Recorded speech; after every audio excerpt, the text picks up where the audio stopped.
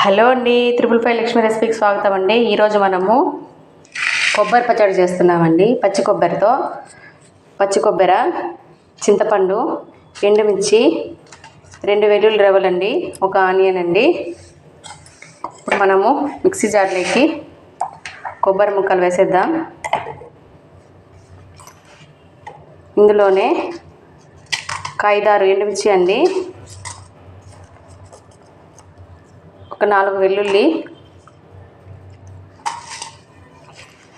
1 onion అండి.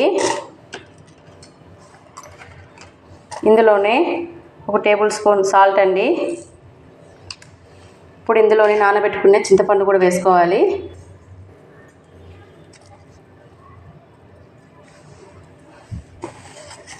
కొద్దిగా water వేసి మెత్తగా మిక్సీ పట్టేద్దామండి. చూడండి, చట్నీ మెత్తగా మిక్సీ పట్టేసి బౌల్లోకి తీసుకున్నాను.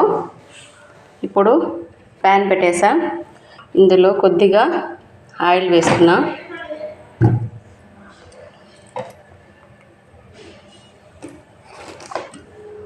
ఆయిల్ బాగా వేడెక్కాలండి. ఇందులోనే 1 వెల్లుల్లి, ఆవాలు, జీలకర్ర, మినపప్పు, కొద్దిగా కరివేపాకు,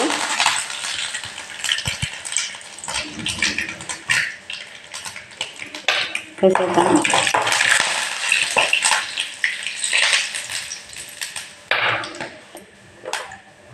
ఇప్పుడు చట్నీని తిరుగుమాత వేసేద్దామండి.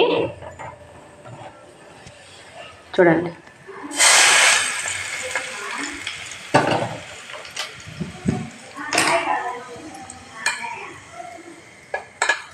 చూడండి